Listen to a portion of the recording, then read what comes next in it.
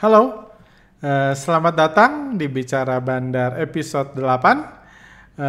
Seperti podcast-podcast sebelumnya, minggu ini saya akan bahas mengenai IHSG, mengenai the new normal yang akan dimulai nanti setelah Lebaran, di mana PSBB akan dilonggarkan, gimana efeknya buat bursa saham, gimana efeknya buat sosial, kesehatan, gimana efeknya buat bisnis.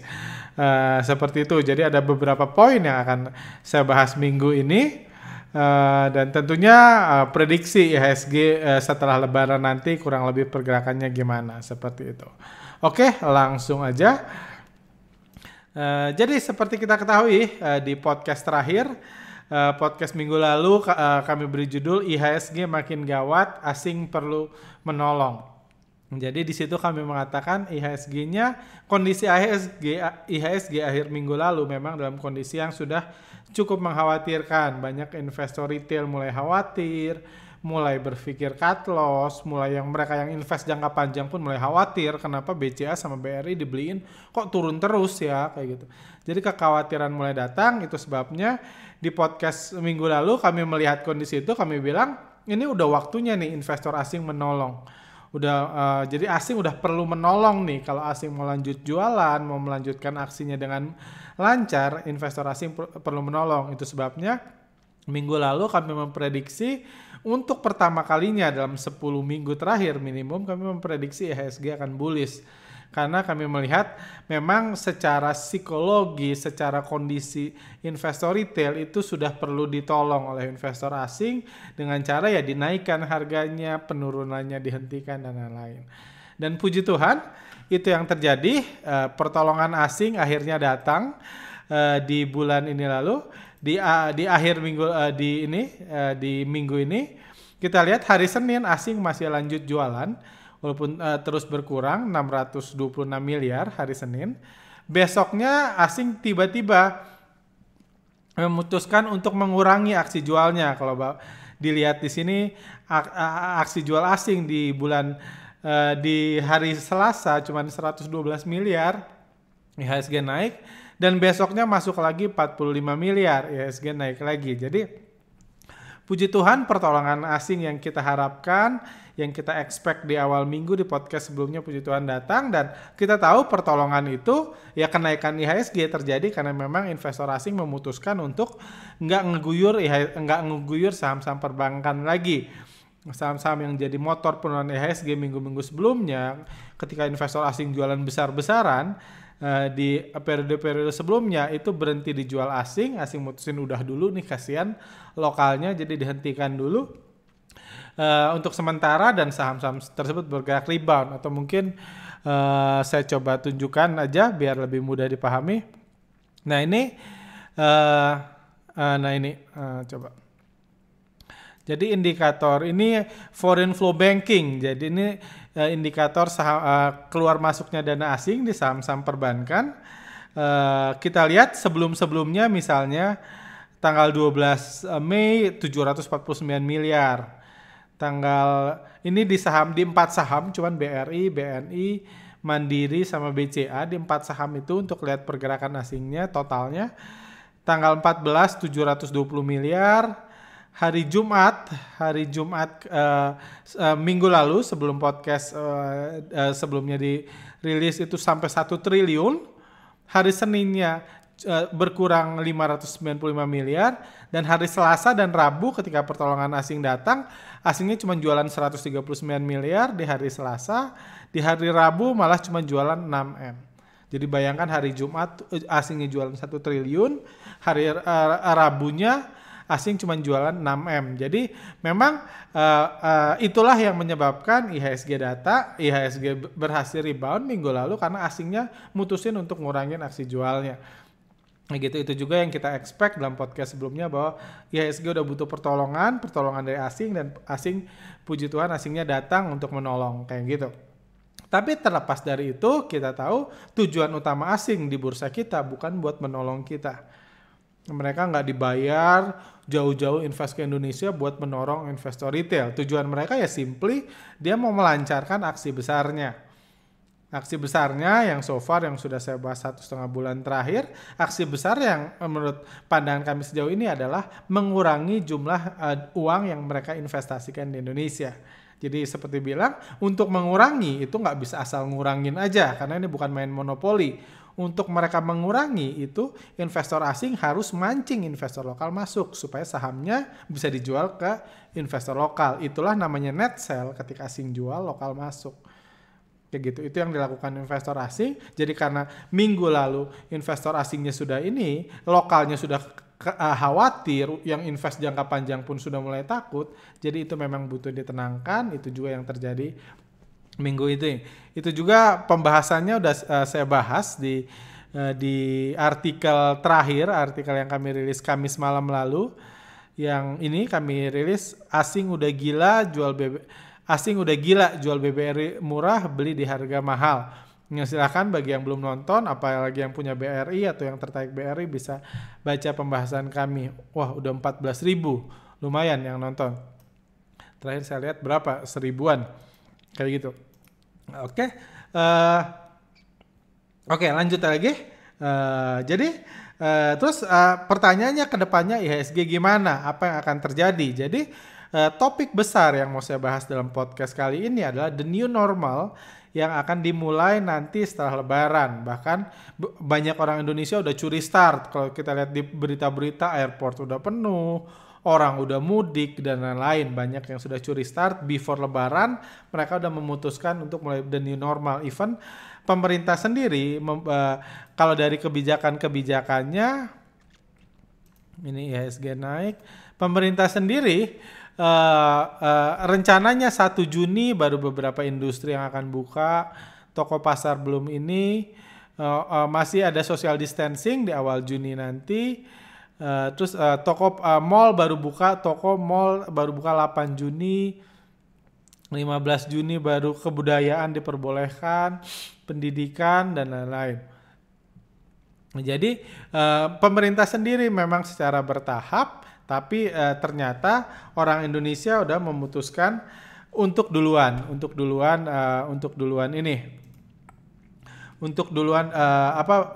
fokus, untuk duluan membuka PSBB versi pribadi kayak gitu. Jadi ini juga sebenarnya sudah diprediksi dan di balik rencana itu, jadi kita lihat ada 3 jenis orang Indonesia. Kalau saya lihat di sosmed, dari obrolan-obrolan teman dekat gitu, ada 3 jenis. Ada orang yang memang mungkin khawatir, prihatin dengan pemerintah yang mungkin kurang tegas dan lain-lain. Itu ada orang yang khawatir dengan penyebaran ini, karena faktanya memang yang sekarang orang yang tersebar sekarang, active case sekarang di Indonesia itu lebih banyak dari awal sebelum dimulainya work from home pertengahan Maret lalu. Udah jauh lebih banyak. Waktu itu masih 1000-an mungkin ya, sekarang udah 20.000-an kayak gitu yang terkonfirmasi. Jadi ada yang khawatir. Ada juga yang saya temukan banyak di jalanan, karena saya cukup aktif di kegiatan sosial 2 bulan ini, yang udah memang kepepet, yang mau nggak mau harus keluar, which is nggak bisa juga dilarang. Yang ketiga, banyak yang nggak peduli. Itu yang tentunya diprihatinkan semua orang, apalagi yang khawatir. Mereka yang kepepet enggak, tapi nggak peduli. Keluar gitu aja, jalan-jalan rame, jalan-jalan udah mulai rame, mulai macet dan lain-lain. Nah seperti itu. Jadi dan ya itulah yang kami bilang dari awal, bahwa sekarang Indonesia akan mencoba metode baru namanya self defense. Self defense di mana ya kalau istilah kerennya sekarang adalah Indonesia terserah. Ya, jadi mau sakit nggak takut sakit silakan, kalau takut ya di rumah, kalau kepepet ya keluar. Kayak gitu. Cuman ya menurut saya kita udah memang memasuki fase Indonesia terserah, yang kita juga nggak bisa menyalahkan pemerintah, karena ada 3 orang tadi kan. Ada orang yang khawatir, yang pengen kalau bisa tetap di rumah aja, mungkin yang mereka yang punya tabungan banyak, yang safe atau yang trading saham, yang masih cuan-cuan aja kayak gitu, mungkin mereka akan tetap prefer di rumah. Ada yang kepepet, yang udah susah makan, yang udah di PHK, yang mereka butuh aktivitas itu, dan ada yang nggak peduli. Dan jujur kalau saya lihat orang yang kepepet butuh orang yang nggak peduli untuk bisa tetap hidup. yang nggak peduli. Jadi ini saling membutuhkan dan pemerintah nggak bisa, saya setuju pemerintah nggak bisa memutuskan satu kan, nggak bisa melindungi satu, nggak bisa ini hanya peduli sama yang khawatir, nggak peduli sama yang kepepet, nggak ngurus sama yang nggak peduli kayak gitu. Jadi itu memang sudah memang ininya kayak gitu. Realitanya kita memasuki kita after lebaran ini, saya yakin karena before lebaran aja orang udah duluan, after lebaran ini kita akan melihat Indonesia terserah ini menjadi metode. Mungkin ini works, mungkin enggak. Dan sekarang saya akan coba prediksi, kita akan sama-sama analisa lah, mungkin kurang lebih kayak gimana Indonesia ke depan setelah Indonesia terserah atau self defense mode ini dijalankan. Kalau kita lihat trennya, tren pertumbuhannya dari hari ke hari ini masih terus bertumbuh. Bahkan sekarang udah 20 ribuan, jumlah hariannya pun terus meningkat. Kalau orang teknikal ini bilang bullish. Cuma resistennya di mana, supportnya di mana nggak tahu karena saya nggak ahli teknikal. Yang pasti terus bullish, terus menyebar kayak gitu. Masih terus bertumbuh, jumlah hariannya bertumbuh. Itu faktanya kayak gitu. Faktanya terus bertumbuh, tapi yang mau saya highlight di sini memang jumlahnya terus bertumbuh, tapi ini ada sebabnya. Sebabnya apa? Karena memang jumlah tesnya pun bertumbuh. Nah, itu yang sering saya highlight di podcast-podcast sebelumnya. Yang pertama penting itu jumlah tes. Jumlah tesnya masih terus bertumbuh. Kalau jumlah tesnya, kalau semakin banyak yang dites, akan semakin banyak yang kena. Ini juga yang menurut saya, entah ini strategi, entah ini kecolongan atau apa. Kalau nggak salah di podcast 2-3 minggu lalu, kami memprediksi harus ada kemungkinan gitu pemerintah malah mengurangi jumlah tes di bulan-bulan mendekati pembukaan PSBB setelah Lebaran. Mengurangi jumlah tes, ya mungkin itu agak jahat sih, tapi biar tenang, biar nggak rusuh, biar secara politik juga nggak panas kayak gitu. Tapi kenyataannya jumlah tesnya memang trennya meningkat. Ini jumlah tes. Sampai kemarin sempat 6 ribuan, kemarin 6 ribu, 2 hari sebelumnya 6 ribu. Rata-rata di bulan Mei itu udah naik hampir 2 kali lipat. 1.900 di rata-rata bulan April, rata-rata tes harian. Di bulan Mei udah 4.100, jadi ada peningkatan signifikan, naik 2 kali lipat jumlah tesnya. Jadi wajar kalau yang terkena pun naik 2 kali lipat. Karena memang selama ini yang kena nggak dites. Ya meninggal aja gitu. Kalau meninggal, kalau nggak dites kan nggak dibilang karena korban COVID kan. Karena nggak pernah dites kayak gitu. Jadi so far peningkatan daily case ini menurut saya masih lebih disebabkan karena peningkatan jumlah tes. Cuma memang Indonesia sepertinya nggak akan seperti Amerika karena Kementerian Kesehatan bilang nggak akan sanggup Indonesia sampai 10.000 tes per hari gitu. Sekarang 6.000 itu udah luar biasa. Cuman trennya masih naik turun kayak gitu. Seperti itu, jadi lebih karena jumlah tes dan yang menarik adalah infected rate. Jadi kami olah datanya. Jadi di bulan April lalu infected rate di Indonesia itu 13,1%. Artinya apa infected rate? Dari jumlah orang yang dites, berapa yang kena? Ternyata yang kena kalau dari 100 yang dites, yang kena 13. Sekarang infected rate-nya 11,4%. Berarti kalau dari 100 ya 11,5 orang yang terkena ini. Jadi infected rate-nya turun seiring dengan tesnya yang nambah. Berapa yang terkena COVID nggak ada yang tahu. Itu harus dites massal baru bisa tahu. Cuman infected rate-nya berkurang dengan meningkatnya jumlah tes. Jadi belum banyak perubahan. Di Amerika Serikat sendiri infected rate-nya sekitar 13%. Kalau di seluruh dunia minggu lalu kami hitung infected rate-nya 12%. Jadi Indonesia mungkin kalau artinya apa? Kalau infected rate-nya anggaplah turun jadi 9%. Jadi sebenarnya kalau 10.000 orang yang kalau misalnya kayak di Italia, misal 10.000 orang dites sehari, mungkin yang kena itu seharinya 1.000 orang. Cuman kan nggak dites 10.000, ditesnya 6.000, yang kenanya 600-700 orang, kayak gitu sehari. Seperti itu. Jadi so far itu bukan karena pelonggaran PSBB, meningkatnya bullishnya ini, tapi karena jumlah tesnya yang ditingkatkan. Kayak gitu. Terus gimana nih? Gitu. Nggak ada yang tahu sebenarnya kedepannya gimana. Cuma saya mau coba ajak rekan-rekan untuk menganalisa ini. Ini data terjangkit di negara-negara based on populasi. Cina mungkin kita skip yang 1,4 miliar orang. Jadi Indonesia itu peringkat 4 dari sisi populasinya, ada 273 juta orang. Kalah sama China, India, Amerika Serikat, dan Indonesia. Indonesia di peringkat 4. Di Indonesia kalau di jumlah total case-nya itu 76 per total case. Jadi ada 76 orang yang kena dari 1 juta orang ini. Jadi Indonesia sangat-sangat sedikit yang kena, cuma 76 dari 1 juta. Kayak gitu. Contohnya Amerika dari 1 juta orang ada 4.900 yang kena. Apa yang menyebabkan Indonesia sedikit? Seperti yang saya bilang, jumlah tesnya Indonesia sangat sedikit. Kalau di Amerika itu ada 40.749 orang yang kena. Dari 1 juta orang ada 40.000 yang dites. Bahkan adik saya di Amerika Serikat udah pernah dites. Jadi saya cuman kenal nggak banyak orang yang tinggal di US. Mungkin ada 5-6-nya saya udah tahu udah dites COVID. Sementara saya kenal banyak orang di Indonesia, saya belum tahu ada yang dites COVID di Indonesia. Jadi itu yang membuat salah satu penyebaran di Amerika besar. Kayak gitu. Oh, di rata-rata sama, dari yang terjangkit sama yang dites, rata-ratanya 13%-an juga. Kayak gitu. Di Indonesia itu sangat kecil, jumlah tesnya 76 orang per 1 juta. Indonesia ternyata tahun lalu di podcast sebelumnya saya bilang Indonesia terburuk di antara negara-negara yang di atas 100 juta orang. Ternyata enggak. Saya ralat sekarang ternyata ada 2 negara lebih buruk, yaitu Nigeria.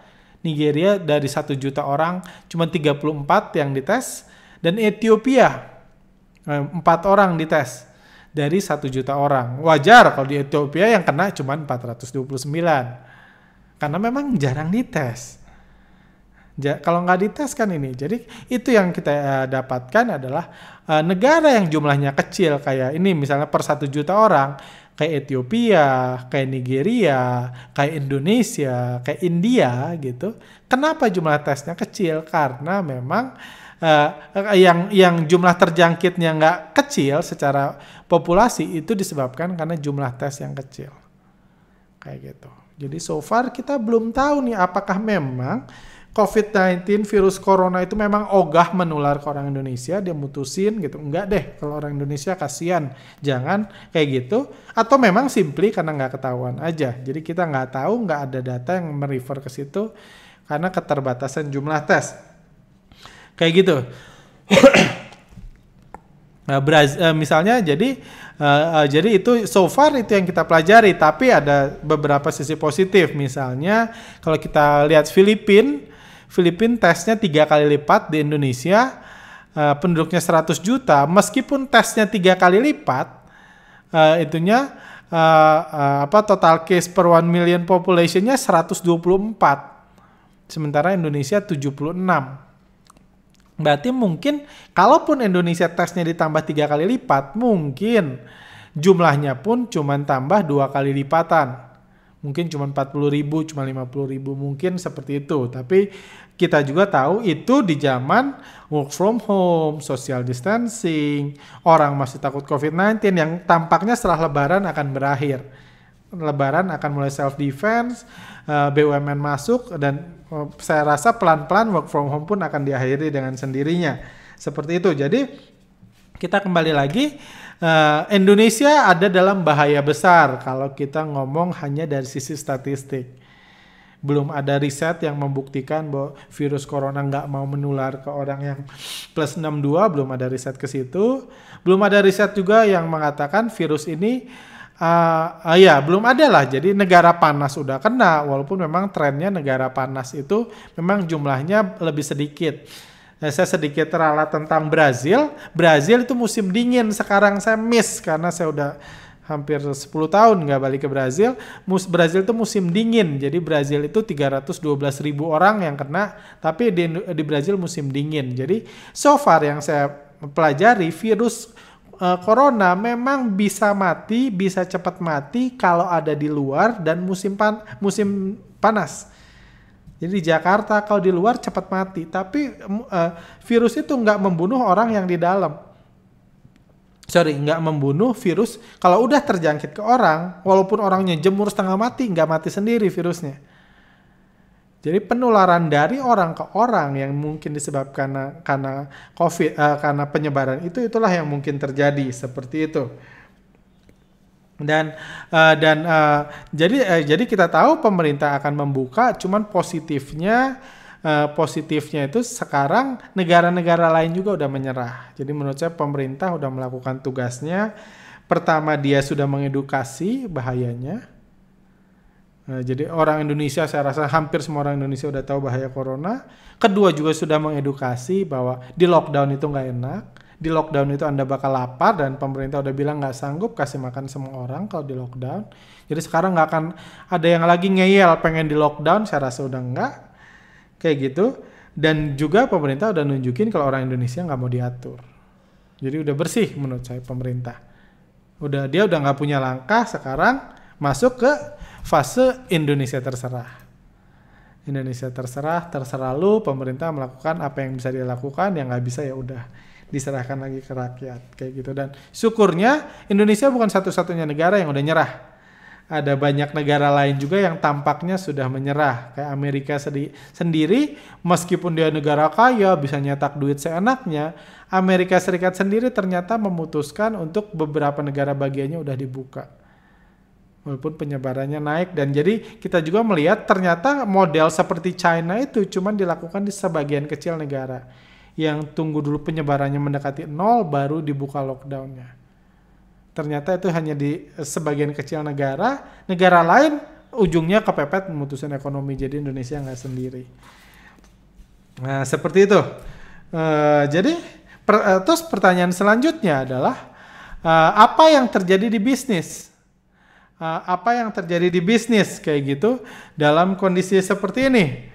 Jadi pertama ya, kalau saya belajar dari beberapa negara yang sudah dibuka lockdownnya dan lain-lain, misalnya ini ada kalau kita lihat ada berita misalnya di Swedia udah pakai herd immunity. Swedia pakai herd immunity pun masih menghadapi resesi karena social distancing, karena memang dunia kita nggak dibangun buat social distancing. Jadi masih banyak toko yang tutup, masih banyak pengangguran, masih menghadapi resesi terburuknya sejak Perang Dunia II. Itu social distancing. Jadi menurut saya kalau Indonesia tetap pakai social distancing, resesi tetap nggak bisa terhindari. Walaupun tentunya lebih baik daripada sekarang. Ekonomi cuman akan tetap banyak perusahaan yang bangkrut, akan banyak tetap PHK, bisnis yang ini itu tetap ada. Seperti itu. China pun bahkan sudah dalam kondisi ini karena banyaknya pengangguran. Banyaknya pengangguran karena orang cenderung main safe dalam kondisi kayak gini. Kayak gitu. Jadi menurut saya recovery-nya dalam 1-2 bulan ke depan akan lambat bisnis. Itu pun kalau nggak tiba-tiba terjadi peningkatan orang meninggal yang di luar kendali. Kayak gitu, peningkatan orang meninggal di mana kita lihat antrian-antrian di kuburan dan lain-lain gitu. Karena kita tahu kapasitas rumah sakit di Indonesia nggak memungkinkan untuk kita pakai strategi herd immunity kayak Swedia. Jadi simply self defense aja. Kayak gitu. Jadi kalau nggak terjadi itu dalam 2 bulan ke depan, which is biasanya setelah dibuka, Indonesia udah dibuka seminggu nih, udah orang mulai membuka seminggu, biasa 2-3 minggu setelahnya baru kelihatan efeknya. Itu juga itu. Jadi ada banyak resiko dalam memulai bisnis. Kayak gitu. Jadi menurut saya perusahaan tetap melakukan survival mode. Tetap hati-hati. Sebagai contoh mungkin saya ada teman di Bandung ini yang dia punya hotel di beberapa kota. Hotel itu bisnis yang terpukul banget. Nah, terpukul banget dalam kondisi seperti ini. Dan pertanyaannya, pemilik hotel itu pertanyaannya setelah dibolehkan apa langsung buka atau enggak? Karena resikonya besar. Misalnya saya sempat bilang ada hotel yang udah PHK semua. Semua orangnya udah di PHK. Apakah dia mau cepat buka langsung buka? Menurut saya saya belum nanya lagi. Menurut teman saya itu seperti apa? Cuman menurut saya itu ada risiko yang besar membuka terlalu cepat. Karena pertama butuh modal, butuh rehiring, butuh ini, dan tanpa ada jaminan orang akan membludak.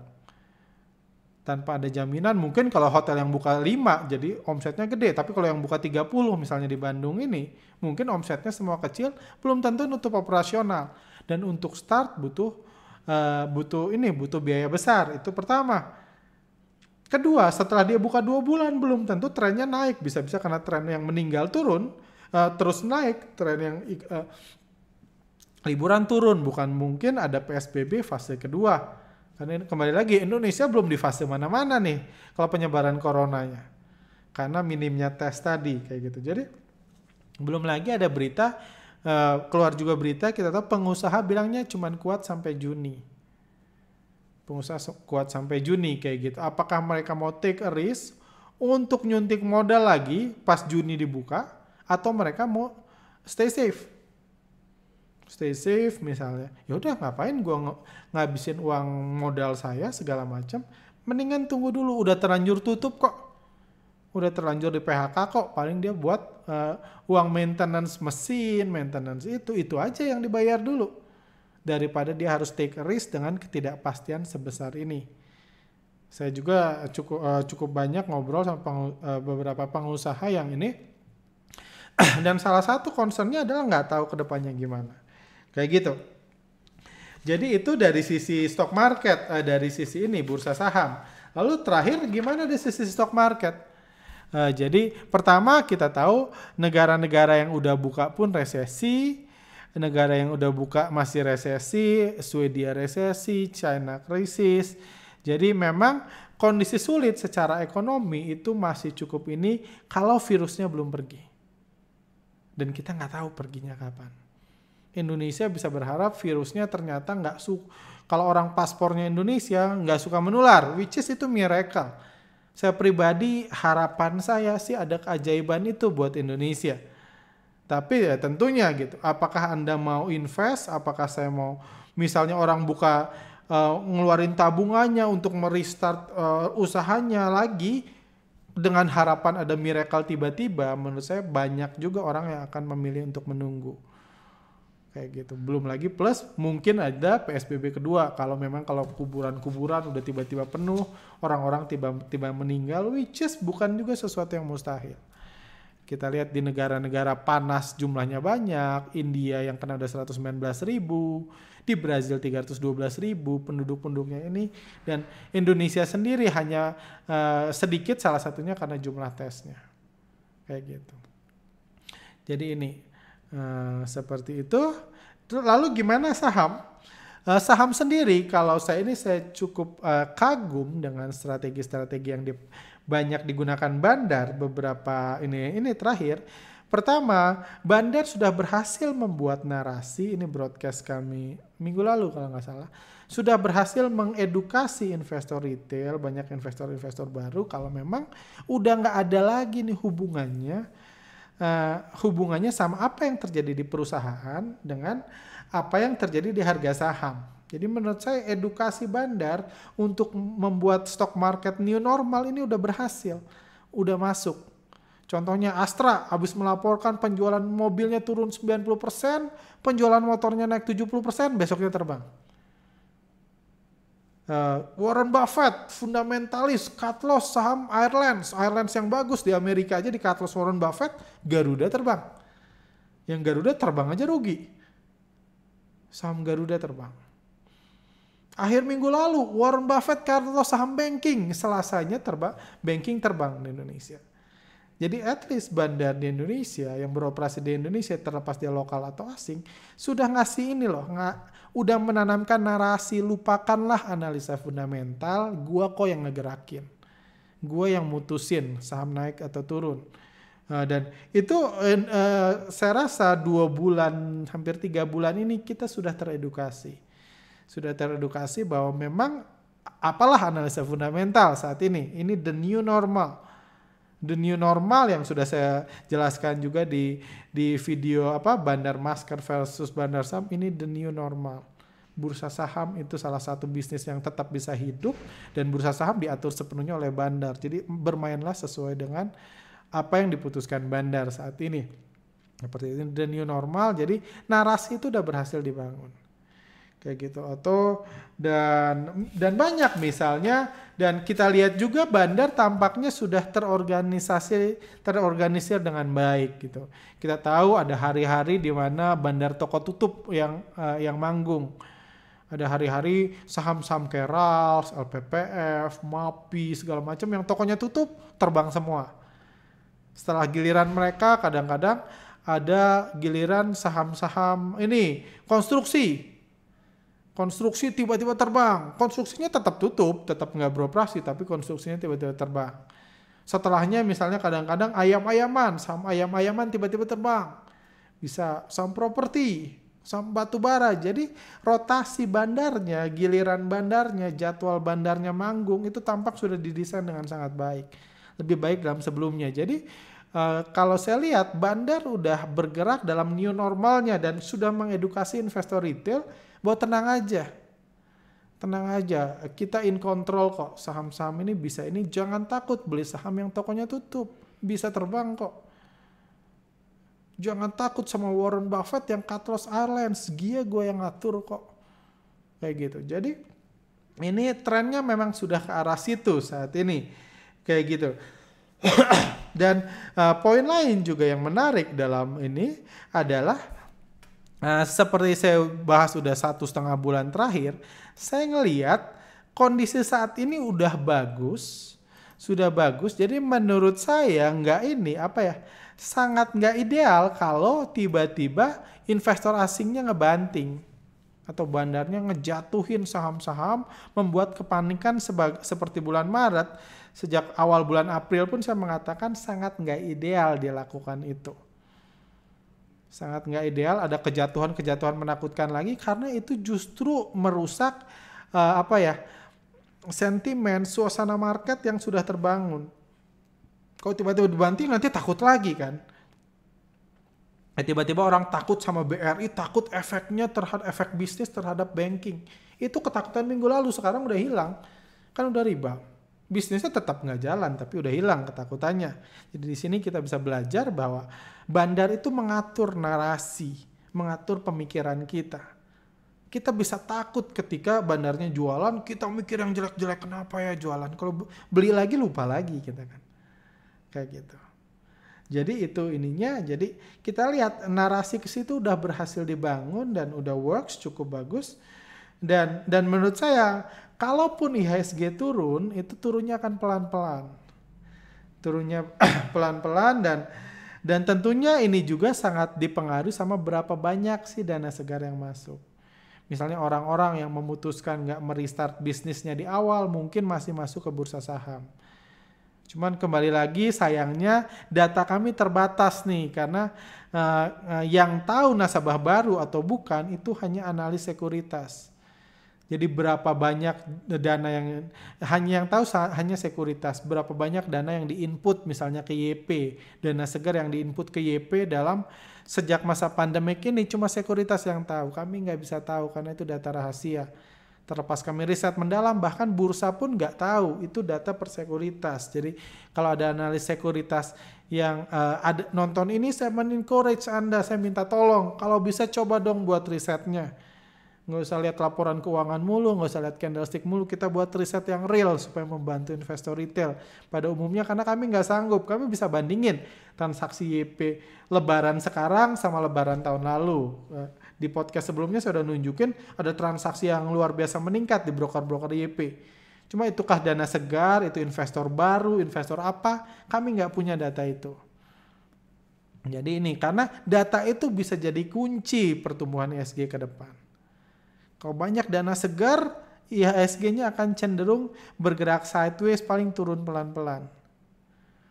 Tapi kalau dananya udah habis, tentunya bahaya buat IHSG. Jadi silakan rekan-rekan yang mau bantu dari sekuritas, tentunya sekuritas retail, saya sangat menunggu. Kalau ada teman-teman yang tahu, bisa taruh di kolom komentar. Ada nih sekuritas ini buat riset nasabah barunya, setornya berapa, tolong kasih tahu kami, karena so far kami belum tahu. Seperti itu. Terus apa lagi? Dan tentunya ada juga beberapa risiko yang ini perusahaan-perusahaan default, tiba-tiba bangkrut, yang reponya gagal dan lain-lain. Itu juga harus bahaya, rekan-rekan yang tahu repo, yang tahu ini hati-hati saham yang biasa di repo ini, karena bisa reponya gagal dan lain-lain, harga sahamnya tiba-tiba gocap atau disuspend. Jadi itu pun harus diwaspadai dari sisi sekuritas. Tapi overall IHSG, karena saya percaya saham-saham penggerak IHSG masih kuat, masih jauh dari kebangkrutan. Saya rasa IHSG masih akan baik-baik saja, nggak akan ada kejatuhan tiba-tiba seperti saham-saham repo atau saham-saham yang nggak jelas yang bisa tiba-tiba ke 50 harganya kayak gitu. Dan yang menarik, saya dengar rumor juga, ada rumor yang beberapa hari terakhir lah saya mulai dengar, itu adalah demand untuk mencari bandar atau sutradara pergerakan harga saham itu mulai meningkat, terutama di saham-saham yang kemungkinan bakal default. Entah benar entah enggak, karena saya nggak dihubungin langsung. Belum ada pemilik sekuritas yang hubungin saya, pemilik emiten yang, wah ini perusahaan gue mau bangkrut dong, gue punya 1 juta lot, tolong jualin. Belum ada yang ke saya. Cuman rumor demand itu akan sedang meningkat saat ini. Kembali kalau teman-teman ada yang dengar yang sama, bisa share di kolom komentar. Jadi demand untuk misalnya saya punya saham apa 1 juta lot kayak gitu. Saham apalah nggak bisa kasih tahu. Saham, ini perusahaan udah tutup nih. Saya nggak tahu kapan mau di restartnya lagi. Saya mau jualan saham saya. Tentu kalau dia mau jualan harus retail dipancing beli ya. Untuk itu butuh bandar. Saya pemegang saham besar gitu, tadi investor jangka panjang, saya mau keluar nih, ini perusahaannya udah tutup. Butuh bandar atau butuh sutradara yang pintar ngatur harga saham. Dibilang mau diakuisisi, mau itu supaya retail mau masuk, dia bisa keluar. Dan banyak katanya sih demand itu lagi meningkat sekarang. Mungkin tuh ada hubungannya, yang katanya ada 50 emiten lebih yang katanya udah krisis secara keuangan, cuman tahan sampai Juni. Jadi mungkin kita bisa lihat kemungkinan akan ada beberapa perusahaan gak jelas atau itu tiba-tiba terbang nanti setelah libur lebaran nanti, karena mungkin bandarnya sedang beraksi mau coba ngeluarin saham-saham yang mau dilepas tadi kayak gitu. Jadi itu pun kita harus aware. Atau simple, kalau nggak ngerti gimana membaca pergerakan bandar, gimana bandar lagi jualan, simply jauhilah perusahaan-perusahaan yang menurut Anda itu nggak tahan. Anda nggak tahu dia bisa tahan atau nggak di masa krisis 1-2 bulan ke depan, misalnya kayak gitu. Kalau Anda yakin nggak apa-apa, misalnya BCA kan Anda yakin nggak apa-apa 2 bulan lagi pun kan, ya silakan. Cuman kalau Anda nggak yakin, lebih baik itu meskipun harganya akan manggil-manggil Anda diterbangin. Kayak gitu. Terus ini, dan lalu terakhir, gimana prediksi kami untuk IHSG minggu depan? Setelah Lebaran, CNBC belum nanya, cuman prediksi saya so far IHSG-nya masih akan naik lagi. Karena menurut saya kalau kita belajar masa-masa markup itu berlangsung lebih sering 3-4 hari kadang-kadang. Ini baru masuk 2 hari, asingnya baru melonggarkan aksi jualnya 2 hari. Menurut saya pertolongan asing masih akan datang setelah Lebaran nanti, memanfaatkan momentum mungkin marketnya lagi sepi. Kalau marketnya lagi sepi, untuk makan di offer lebih tipis karena retailnya nggak pada cut loss, nggak pada jualan. Mungkin memanfaatkan momentum itu, IHSG masih akan di markup lagi minggu depan. Prediksi saya bisa benar bisa salah, cuman menurut saya IHSG di minggu depan masih akan bergerak naik. Ada beberapa ancaman, misalnya di Asia lagi merah nih hari Jumat kemarin, mungkin itu ancaman, cuman prediksi saya masih akan naik untuk minggu depan. Tapi kembali lagi, ini nggak merubah apapun dalam garis besarnya. Tren asing masih jualan. Investor asing masih fokus jualan, masih terus ngurangin portfolionya di Indonesia. Krisis COVID-19 di Indonesia tetap nggak ada solusinya. Dan mungkin salah satu alasan kenapa asing mau memarkup sekarang, mumpung PSBB belum dibuka. mumpung kekeosan, kekhawatiran atau penyebaran yang tidak terkendali masih bisa dibatasi nih sampai awal Juni nanti. Jadi itu momentum di mana asing bisa mutusin yuk kita naikin lagi sekali lagi. Kayak gitu. Jadi itu prediksi saya buat IHSG minggu depan setelah Lebaran. Itu aja. Jadi kalau rekan-rekan punya pertanyaan, silahkan ditanya dalam kolom komentar. Nanti hari Senin siang saya akan coba posting bicara bandar edisi Q&A tanya jawab. Hari Senin siang akan saya posting lagi. Jadi hari Minggu kan Lebaran, hari Senin saya akan posting. Jadi kalau ada pertanyaan saya akan coba jawab yang menarik atau saham yang paling banyak ditanya akan saya bahas. Silahkan tulis di kolom komentar. Jangan lupa like. Oh ya, terakhir selamat Idul Fitri. Selamat Hari Raya buat rekan-rekan yang merayakan. Mudah-mudahan dikasih sukacita, kebahagiaan. Dan mohon maaf lahir batin. Kalau ada mungkin kata-kata saya yang salah atau terlalu nyolot dan lain-lain, mohon maaf lahir batin. Nggak ada maksud menyakiti siapapun, nggak ada maksud menyerang siapapun. Mudah-mudahan bisa dimaafkan di hari ini.